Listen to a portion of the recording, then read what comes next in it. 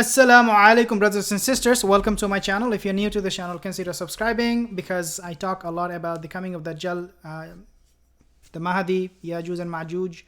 We talk about the end of time, Qiyamah. So again, if you're new here, consider subscribing. This video, I want to make something different. Now, the reason it is different is because this topic, we do not talk a lot on this channel, but I decided to talk about it because the reason is because we deal with the Yahud a lot. In this video, as you can see, his name is Rabbi, I think Itzhak Breitzoik, and he is from Jerusalem. So basically, he will be telling us why they do not believe in Jesus, in Isa alayhi salam. Now, before I tell you or show you the video, one thing that we have to understand, Isa alayhi salam, Jesus, will be the one who will get rid of Dajjal, the Antichrist. And we know, subhanallah, that the Yahud, they will actually give support to Dajjal. So the Yahud will give support to Dajjal, and on the other hand, you have Isa alayhi salam, who will be getting rid of Dajjal. So supporting Dajjal, and the other party is against Dajjal. You see the point?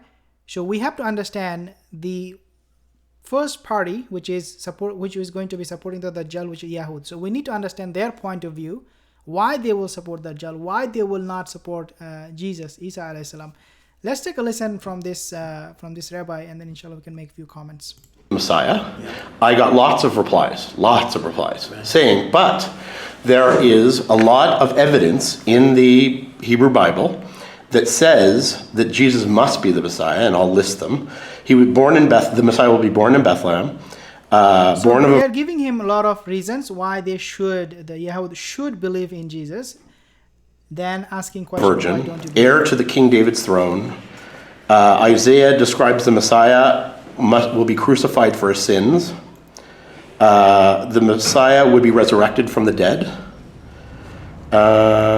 And would come before the destruction of the temple. These are the highlights that they gave me lists. So, could you speak to that? The issue, of course, why Judaism traditionally does not accept Jesus as the Messiah, and you have heard a number of arguments. So now he's going to be telling us why Judaism, the Yahud, they don't believe in Jesus, Isa alayhi salam.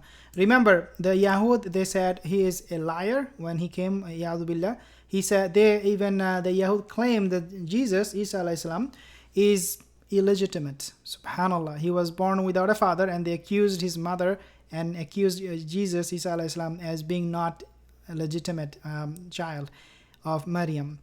And not only that, they said we need to get rid of him, and they tried to get rid of him. And then obviously we know the Quran confirms that Allah Azza wa Jal has lifted Jesus, Isa alayhi salam, with his body and soul together. Very, very important thing. His body and soul together. There is no human being on earth that was lifted up in the heaven with both of them together. Never. Okay. Obviously we know Rasulullah, he went for Isra wal Mi'raj, but that's a different phenomena. But when it comes to helping or rescuing someone, lifting up both physically and spiritually has never happened. So let's take a listen. Of purported proofs. So if we go through them, obviously some of these proofs are relatively meaningless. Born in Bethlehem means nothing because there were plenty of people born in Bethlehem. Being a descendant of King David, well, indeed, we do believe in our tradition that the Messiah will be a descendant of King David, but once again, that doesn't prove the converse, that a descendant of King David is the Messiah. Moreover, within the New Testament itself, and again, I accept that Christians probably have an answer, but once again, the concept that Jesus is descended from David is via Joseph, when in fact the doctrine of the virgin birth seems to connote a different father. So Christianity is going to have to deal with that contradiction in and of itself. But okay, again, I assume... No, he was not born with a father. You don't see, they don't even want to accept that Jesus, Isa alayhi salam, was born without a father. Can you believe it? And obviously that explains why they accuse him being an illegitimate son, right? Probably have some resolution to that problem. The issue of the Messiah coming before the destruction of the temple, I honestly do not know a source for that. Our tradition is exactly the opposite. That Daniel 9:26. Well, again, these verses can be interpreted in different ways. Yeah, right. You can, like Yahud, they, Allah Azza wa Jal mentioned in the Quran, يكتبون الكتاب, they write their kitab بأيديهم with their own hands, and then they say هذا من عند الله, and this is from Allah. This is literally what they do. They write their book with their own hand and they say this is from Allah, and they lie. Subhanallah. Daniel is notoriously obscure. So in this case, he's even saying that the book of Daniel, whatever chapter it is, he's saying that chapter, that verse can be reinterpreted, like it can be interpreted in a different way. The fact that a Christological interpretation is offered cannot be considered proof because there are many alternative interpretations. Now, the general messianic redemption that's described both in the Hebrew Bible and in the Talmud does suggest the opposite, that there will be a galut, which means an exile, there will be a destruction, and the Messiah will come and be God's agent for redemption and for rebuilding the temple. So again, when they say that a Messiah will come, they mean Dajjal. We know this is Dajjal. They do not know that this is the real Dajjal, the real deal. They think this is just a Messiah and they're going to support him. And they are talking about the destruction of the temple. In Islam, we do not believe that a temple was built by Sulaiman alayhi salam. The temple was built by Yaqub alayhi salam. And the difference between Mecca, building of Mecca, and the time difference between building of Mecca and Al-Aqsa, Al-Quds, is 40 years.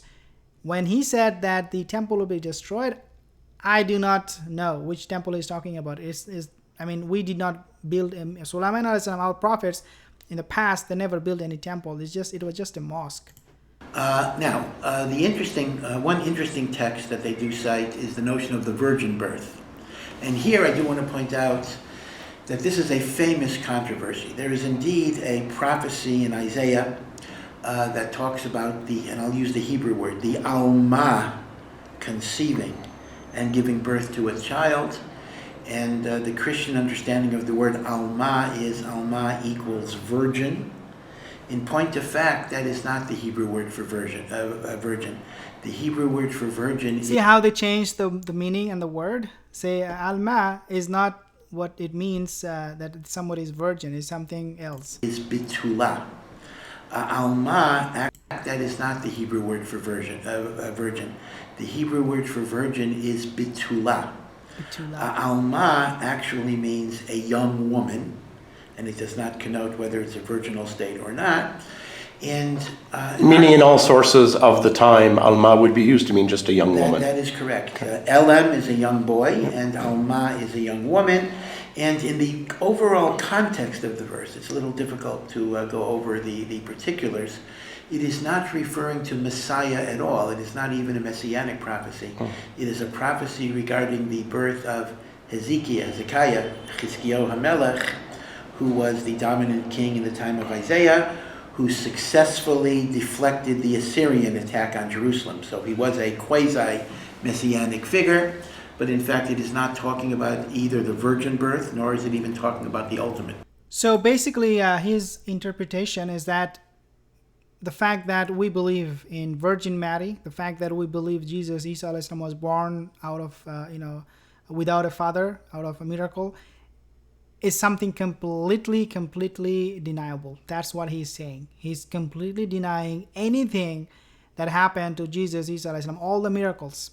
Their concept, the Yahudi's concept of Jesus, Isa alayhi salam, it is 100% contradictory with the Christians and also the Muslims. Subhanallah.